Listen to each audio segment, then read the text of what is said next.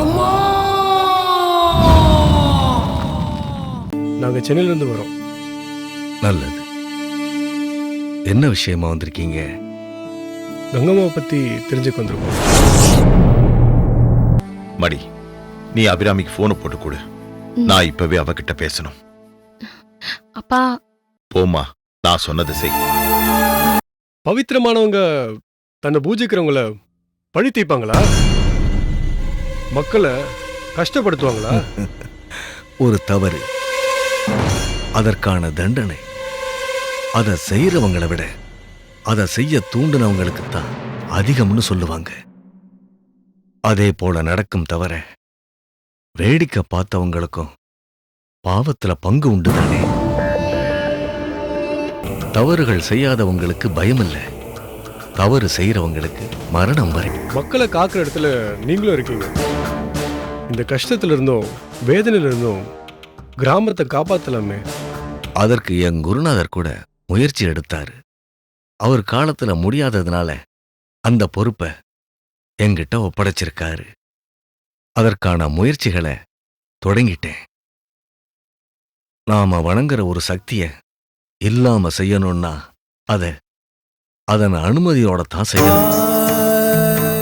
எங்களை மாதிரி சாதாரண ஆட்களால அதை சாதிக்க முடியாதா? முடியும். எந்த ஒரு காரியத்தையும் சாதிக்க முதலில் சஞ்சலமில்லாத மனம் வேண்டும்.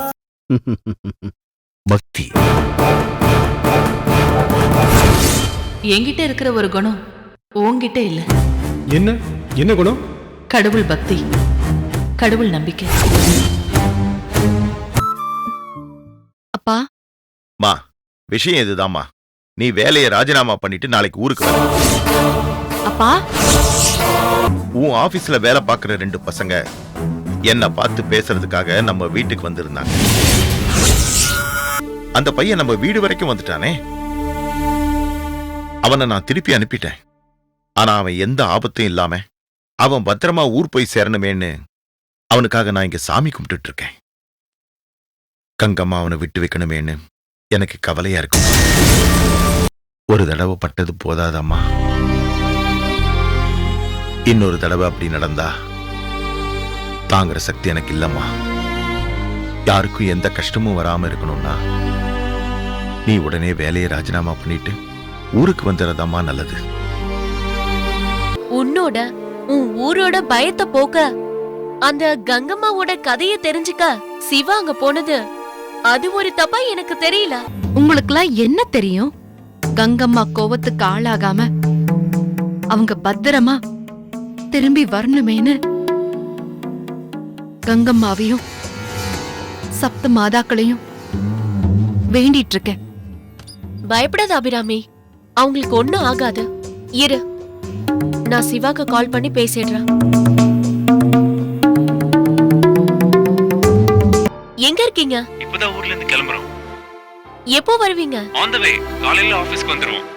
ஓகே பிரபா, 2 பேரும் சேஃபா இருக்கீங்களா? Yeah sure. ஓகே, சென்னைக்கு தான் வந்துட்டு இருக்காங்க.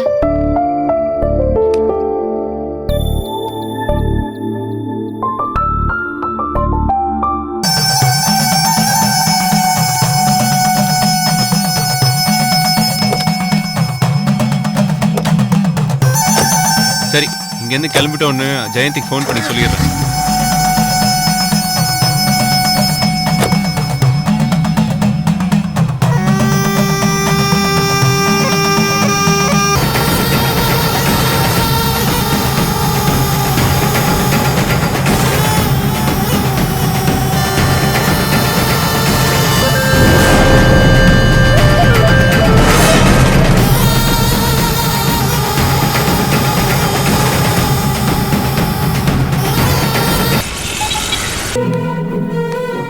நானே உன்னை பார்க்கலான்னு. என்ன இது, லவ் லெட்டரா? என்னோட ரெசிக்னேஷன் லெட்டர். வாட்? நான் வேலையை ரிசைன் பண்றேன். நோ நோ, நான் அதெல்லாம் ஏத்துக்க மாட்டேன். அப்போ என் ரெசிக்னேஷனை ஹெட் ஆபீஸ்க்கு நானே மெயில் பண்ணிடுறேன். ஐயோ அபி, இப்ப என்ன நடந்தது? என்ன நடக்கலன்னு சொல்லுங்க, நான் கிளம்புறேன். அபிராமி நில்லு, நான் சொல்றத தயவு செஞ்சு கொஞ்சம் கேளு. கங்கம்மா சாபம் கன்னிகாபுரம்னு சொல்லி நீ ரொம்பவே பில்டப் கொடுத்துட்ட. இதோ நானும் பிரபாவும் ஊருக்கு போயிட்டு பத்திரமா தானே திரும்பி வந்துட்டோம். கங்கம்மாவை பத்தி பேசவே பயப்படுறாங்க. முதல்ல உங்க எல்லாருடைய பயத்தையும் போக்கணும். நீங்க நம்புற விஷயம் மொத்தமும் நிஜம் இல்லை, அத்தனையும் மூட நம்பிக்கைன்னு ப்ரூவ் பண்ணும். நான் ப்ரூவ் பண்ணுவேன். அதனால தான் சொல்றேன், நீ அவசரப்படாத. நாங்க இப்படியே இருந்துட்டு போயிடுறோம். நீங்க நடுவுல போந்து எந்த புரட்சியும் பண்ண வேணாம். எங்களை விட்டுடுங்க. லைஃப்ல ஒரு பிரச்சனைனா அது போக்க என்ன வழின்னு யோசிக்கணும். நீ சொல்ற மாதிரி கிராமத்து ஜனங்க பயம் பக்தின்னு இருந்துட்டு போட்டோம். ஆனா நீ படிச்சவ, கொஞ்சம் ரேஷனலா யோசி. உன் கிராமத்துக்கு ஒரு பிரச்சனை, அதை போக்க என்ன வழின்னு திங்க் பண்ணு. எப்பவும் பயத்தோட இருக்கிற உன் முகத்துல நான் சிரிப்பை பார்க்கணும், கிராமத்து ஜனங்க முகத்திலையும் சந்தோஷத்தை பார்க்கணும். நாம இது ஒரு சேலஞ்சாவே எடுத்துக்குவோம். போதும். சேலஞ்சிங்கா எடுத்து செய்யறதுக்கு இங்க எத்தனையோ வேலைங்க இருக்கு. நீங்க அத போய் பாருங்க. கங்கம்மாவுக்கு கோவம் வந்தா அவளை தடுக்க யாராலையும் முடியாது. நெருப்போட விளையாடாதீங்க. உயிர் போனா திரும்ப வராது. அந்த பாவத்தையும் ஏன் தலையில சுமத்தாதீங்க. என்னால உங்களுக்கு எதுவும் ஆயிடக்கூடாது. உங்களை கெஞ்சி கேட்டுக்கிறேன், என்னையும் என் கிராமத்தையும் மறந்துருங்க. தயவு செஞ்சு இனிய கிராமத்து பக்கமே வந்துடாதீங்க ப்ளீஸ். அபிராமி, நில்ல அபிராமி. கனிகாபுரத்துக்கு போனதுல முக்கியமா அந்த புத்த பார்த்தோமே, அத பார்த்ததுல இருந்து எனக்கு பயம்தான். அந்த ஊரை விட்டு கிளம்புற வரைக்கும் உள்ளுக்குள்ள ஒரு நடுக்கமா தான் இருந்துச்சு. உன்கிட்ட காட்டல சிவா, உன் செல்போன்ல போட்டோ இருக்க, அது காட்டு.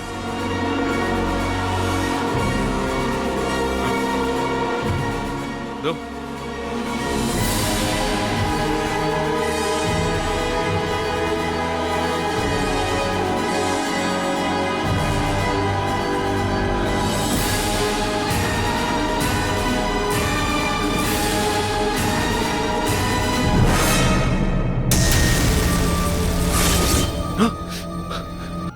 செல்போன்ல இருந்த புத்து படத்துல இருந்து மஞ்சளும் குங்குமமா என் முகத்துல தெளிச்சதுடா. டேய் ஜெயந்தி, இது ஆகிற காரியம் இல்ல. அபிராமி கிளம்பி போயாச்சு. அடுத்து என்ன பிளானு? ஜெயந்தி, நீ தான் அபிராமி கிட்ட பேசி அவ ஊருக்கு போகாம தடுக்கணும். எப்படியாவது இருக்க வச்சுட்டா என்னால கண்டிப்பா அவளை கன்வின்ஸ் பண்ண முடியும்னு நம்பிக்கை இருக்கு. ப்ளீஸ்.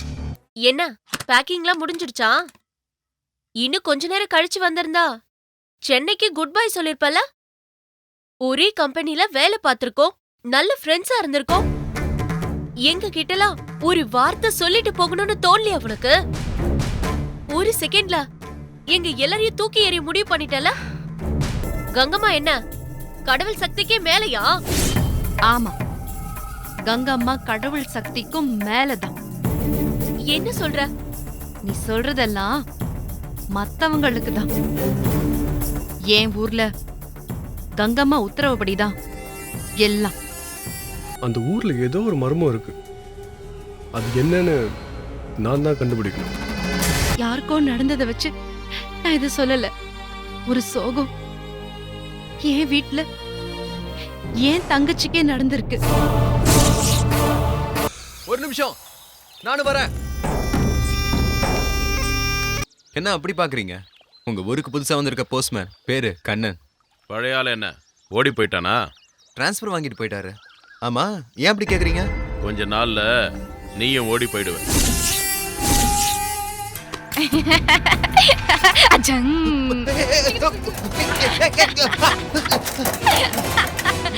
அஜங்.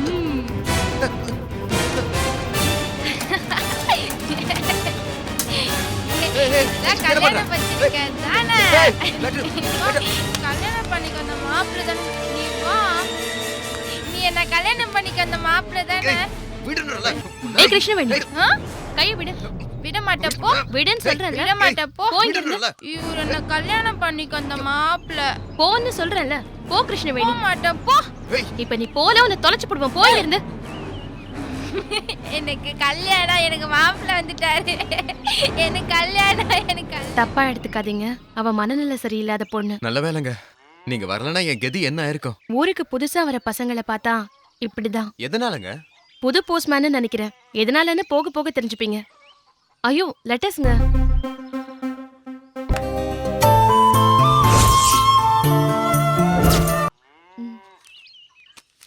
என் பேரு கண்ணன். நான் போயிட்டு வரேன். ஹலோ, உங்க பேர் என்னன்னு சொல்லவே இல்லையே. சௌமியா. சௌமியா.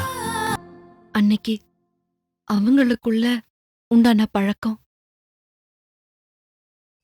காதலா மலர்ந்தது.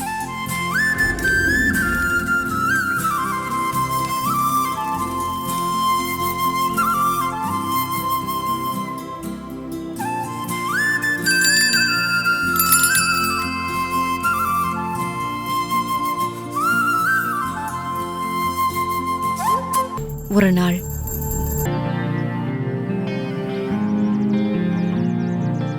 ஹலோ, என்ன லெட்டர் இருக்கா? ஆமா, லெட்டர்.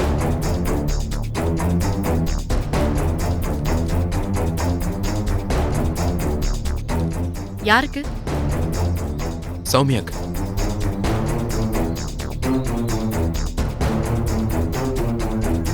வேற என்ன? ஒண்ணும் இல்ல. சௌமியா, உனக்காக நான் ஊர் எல்லையில இருக்கிற மாந்தோப்புல காத்திருப்பேன்.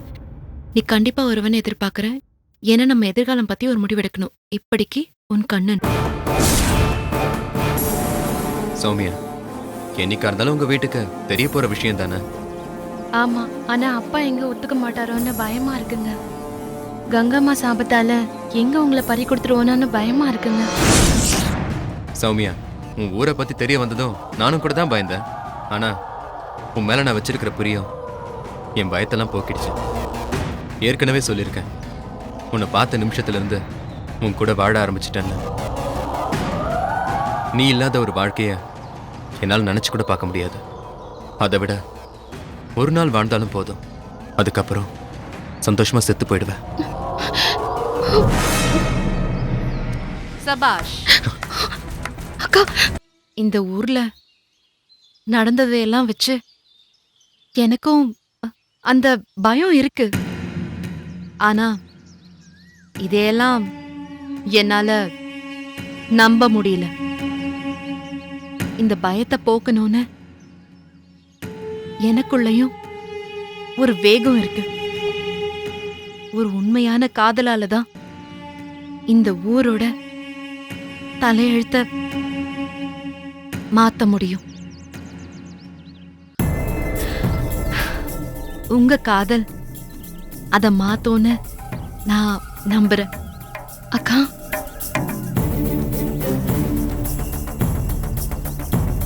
பயப்படாத. உங்க காதலுக்கு கண்டிப்பா நான் துணையா இருப்பேன். உனக்காக மட்டும் இல்ல, நம்ம ஊருக்காகவும் தான். புரியுதா? ரெஜிஸ்டர் மேரேஜ் பண்ணிக்கலான்னு முடிவு பண்ணாங்க. கல்யாணத்துக்கு டேட் ஃபிக்ஸ் பண்ணோம். அந்த நாளும் வந்துச்சு. கிராமத்துக்கு பின்னாடி மலை பக்கமா ஒரு வழி இருக்கு. ஆறு வழியா ஊரை விட்டு போகாம அந்த வழியா ஊரை விட்டு போறதுன்னு முடிவு பண்ணாங்க.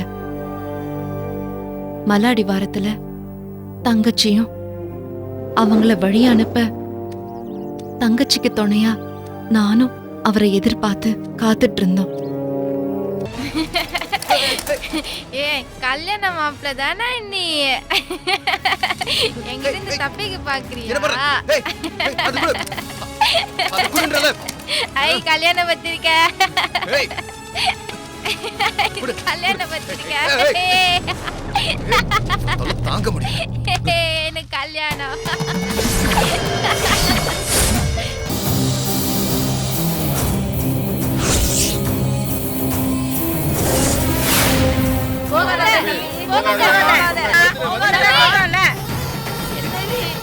சொல்ல கேட்காம இந்த புள்ள போகுது.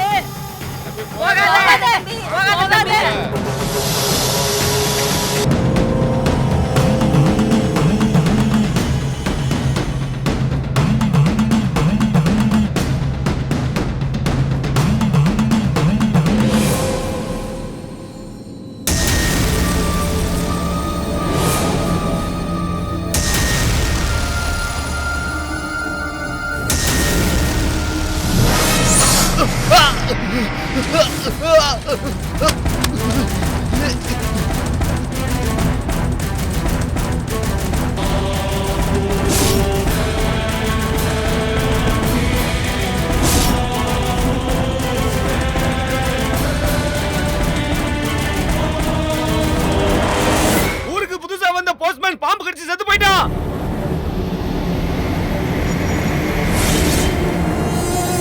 இப்ப என் தங்கச்சி கல்யாணம் ஆகாமலே ஒரு விதவை மாதிரி வாழ்ந்துட்டு இருக்கா.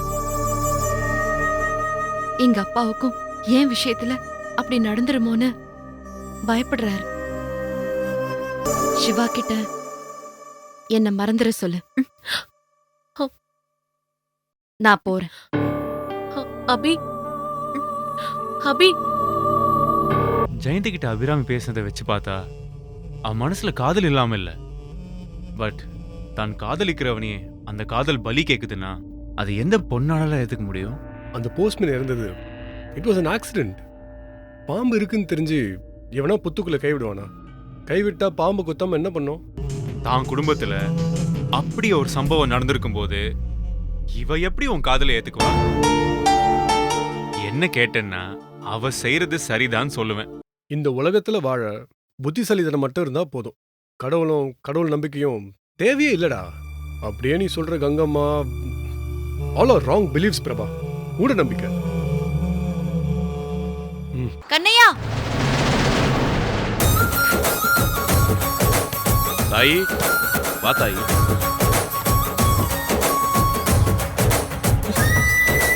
பாத்து வா. இறங்கு தாயி. எவ்வளவு ஆச்சு? அதெல்லாம் ஒண்ணும் வேண்டாம், நீ வா தாயி.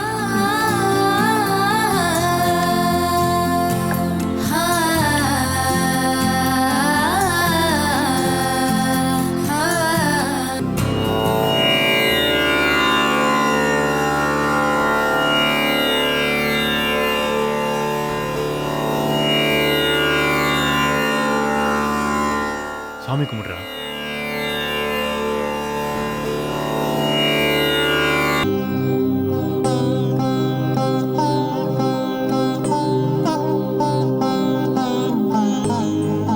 சின்ன வயசுல நானும் கன்னிகாபுரத்துக்கு போயிருக்கேன்.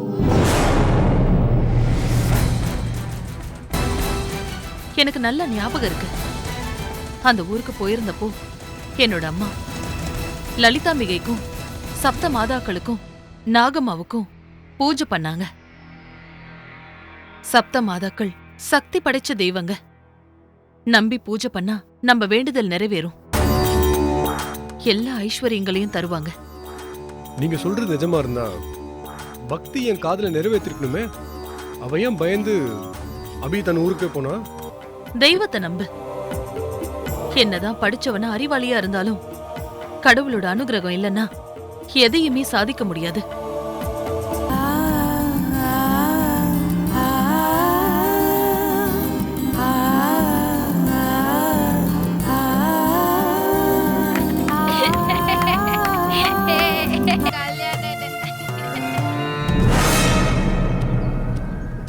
உனக்கு அபிராமி மனைவியா வரணும்னா கங்கம்மாவோட அனுமதி வேணும். அது கிடைக்கணும்னா உனக்குள்ள பக்தி முதல்ல வரணும். ஆனா அது உண்மையான பக்தியா இருக்கணும். எல்லாம் மூட நம்பிக்கைன்னு நிரூபிக்கணும்னா முதல்ல கங்கம்மாவோட கதை என்னன்னு தெரிஞ்சுக்கணும். எனக்குள்ள பக்தி வருதோ இல்லையோ, பொய்யாவது பக்தி வந்தது போல காட்டிக்கணும். என்னடா யோசிக்கிற? நீங்க சொல்றது சரிதாம்மா. நான் உயிருக்கு உயிரா காதலிக்கிற அபிராமிய எப்படியாவது கல்யாணம் பண்ணிக்கணும். பயத்துல இருந்து அந்த கிராமத்து ஜனங்களை விடுவிக்கணும். இனிமேல் கங்கம்மாவோட சாபத்திலிருந்து எந்த ஒரு உயிரும் பலியாகக்கூடாது. நான் இதை என் கடமையாவே நினைக்கிறேன். இதுக்காகவே நான் சாமி கும்பிட ஆரம்பிக்கிறேன். அப்பாடா, இப்போவாவது ஏன் வழிக்கு வந்தியே. அபிராமி இந்த வீட்டுக்கு மருமகளா வரணும். நீ சீக்கிரம் குடும்பஸ்தன் ஆகணும். அதுதான் என்னோட ஆசை. அப்பா, அபிராமி,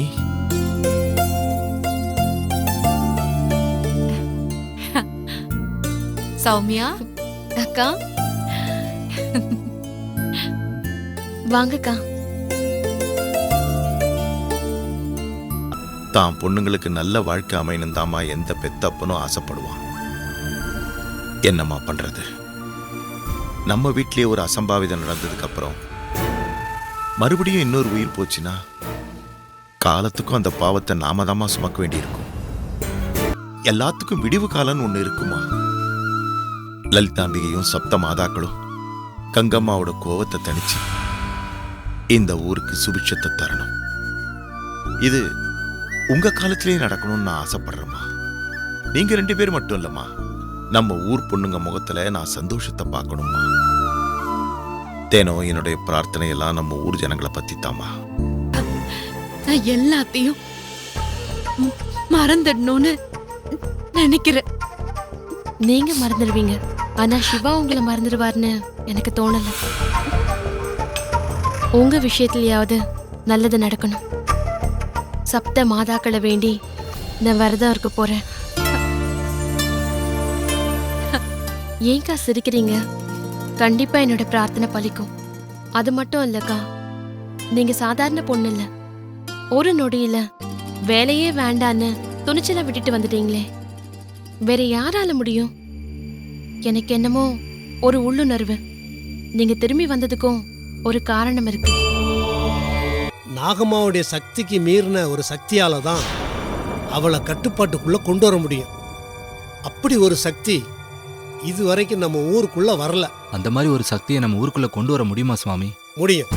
கேரளாவில் நாகாராமுங்கிற ஒரு கிராமம் இருக்கு. அந்த கிராமத்துல கேசவ நம்பூதிரின்னு சக்தி வாய்ந்த ஒரு மாந்திரிகர் இருக்கார்.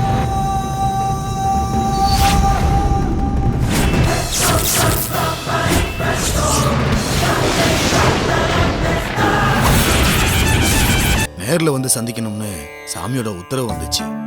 அதனாலதான் சாமியை தரிசிக்கிற பாக்கியம் எனக்கு கிடைச்சது. சப்த மாதாக்களின் சிலைகள் இருக்கின்ற இடத்தை கண்டுபிடித்து அதை மீட்டு பிரதிஷ்டை செய்ய வேண்டும். ஒரு கன்னிகையால் சகாயம் கிடைக்கப் பெறுவீர். அவள் எதிர்கால்களோடு பிறந்தவளாக இருப்பாள். தெய்வீக சக்தி கொண்டவள். அவள் செய்ய நினைக்கும் காரியத்தை சாதிக்கப் போகிறவள். இந்த மண்ணில் பிறந்தவள். அப்படியென்று நமக்கான பதில் எழுதப்பட்டிருக்கு. தன் பார்வையாலே அவளை அடக்கிடுவார். அப்படியே சுவாமிஜி, அப்ப அவரை நம்ம இந்த ஊருக்கு வர வைக்கவே முடியாதா? ஏன் முடியாது? ஜமீன் ஐயா உத்தரவு கொடுத்தா உடனே வரவழைக்கலாம். அப்பா என்ன சொல்றது? நானே சொல்றேன், அவரை உடனே இங்க வர வைங்க. முதல்ல இந்த நரகத்துல இருந்து எங்க எல்லாருக்கும் விடுதலை வாங்கி கொடுங்க. சாவையே நினைச்சு நினைச்சு பயந்து வாழறத விட ஒரேடியா செத்து போயிடலாம்ல. நமக்குள்ள தைரியலட்சுமி மட்டும் இருந்தா போதும். யாரையும் வெட்டி சாச்சிட முடியும். அந்த நாகம்மாவை கூட. அப்படி ஒரு பொண்ணை நீங்க பார்த்திருக்கீங்களா?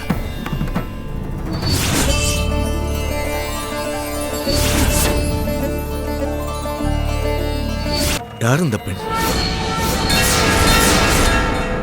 ஊர் பிரசிடண்ட் ராமநாத ஐயாவுடைய மூத்த பொண்ணு. பேரு அபிராமி. சாமி சொன்ன மாதிரி முதல்ல தலை வெளியே வராம கால் வெளியே வர எதிர்காலோட பிறந்த பொண்ணு அவதான். படிப்புல ரொம்ப கெட்டி. வெளியூர்ல வேலை பார்க்க கங்கம்மா அனுமதி கொடுத்த முதல் பொண்ணு.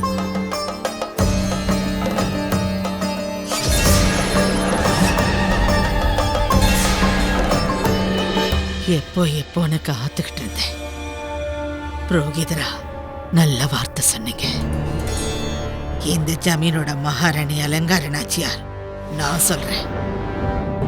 அந்த நம்பூதிரிய உடனே புறப்பட்டு வர சொல்லுங்க. ஆக வேண்டிய பரிகாரத்தை செய்யுங்க. கங்கம்மாவோட சாபம் மழுங்கி போகணும். நாகம்மா புத்துக்குள்ளேயே மடிஞ்சு சாகணும். இது என்னோட உத்தரவு.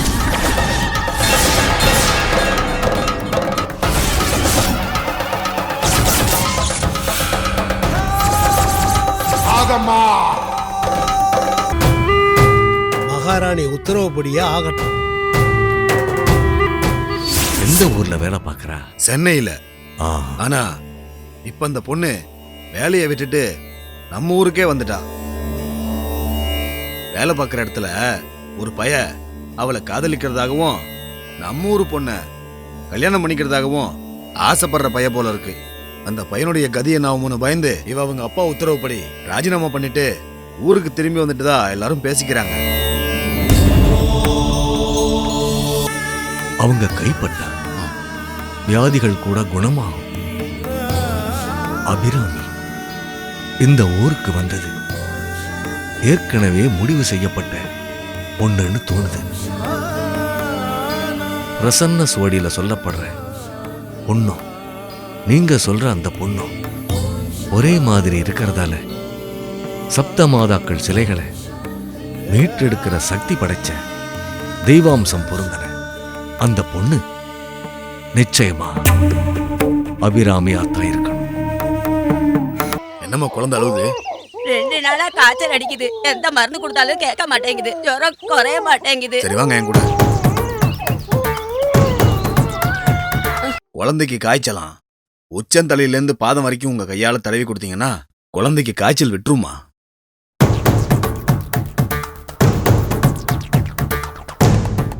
மாடி ஒரு படியில உப்பு அள்ளிட்டு வாமா. சரிங்க சாமி.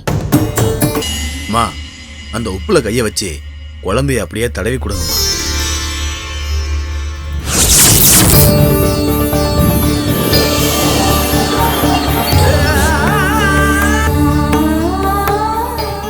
ஆமா இப்ப எப்படி இருக்கு? சரியாயிடுச்சா? குழந்தைக்கு ஜுரம் விட்டுடுச்சு.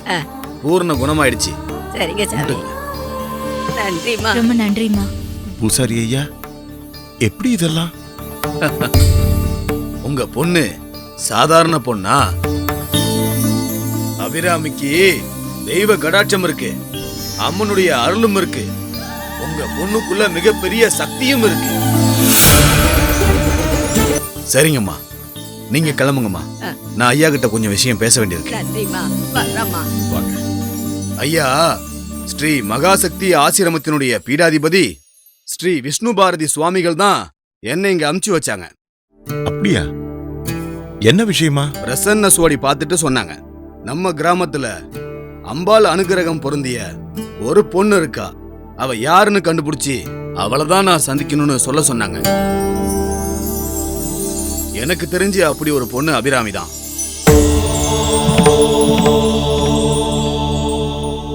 சுவாமி கிட்ட அபிராமிய பத்தி சொன்னேன். உடனே அவங்க உங்க பொண்ணை பார்க்கணும்னு விருப்பப்பட்டாங்க. அத உங்ககிட்ட சொல்லிட்டு போலாம்னு வந்தேன். உனக்கான கடமை என்னன்னு சுவாமிஜி சொல்லுவாங்க. எப்பன்னு நேரம் கேட்டு உங்ககிட்ட நான் சொல்றேன். நீ போய் மடாதிபதி சுவாமிகளை பார்க்கணும். கண்டிப்பா சுவாமி, அது எங்களுக்கு கிடைச்ச பாக்கியம் இல்லையா? நீங்க சுவாமிகள்கிட்ட நேரம் கேட்டு சொல்லுங்க. கண்டிப்பா அபிராம் போய் பார்க்க சொல்றேன். அப்ப நான் கிளம்புறேங்க. வாங்க வரங்க. என்னடா இது வேஷம்? வாட் வேஷமா? நம சிவாய நம சிவாய. பக்திமா பக்தி. காதலுக்காக எத்தனையோ பேரு ஏதோ தியாகம்லாம் செஞ்சிருக்காங்க.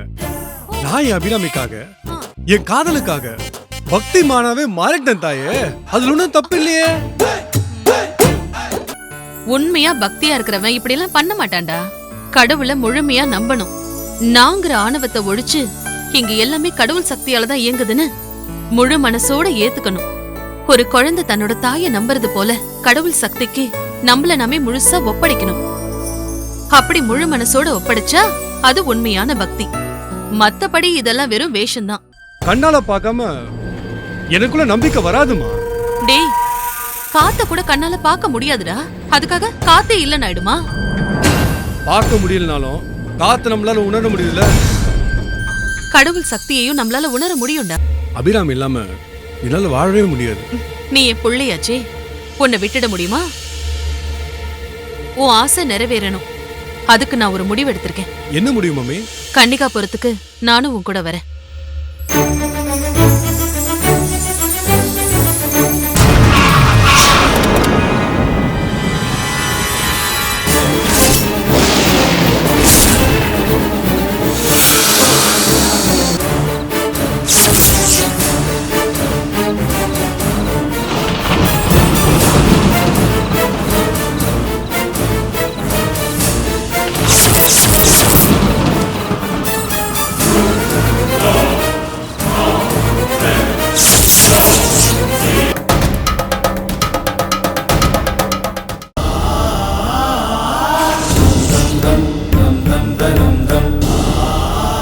லலிதாம்பிகையின் அருள் பெற்ற ஒரு கன்னிகையால்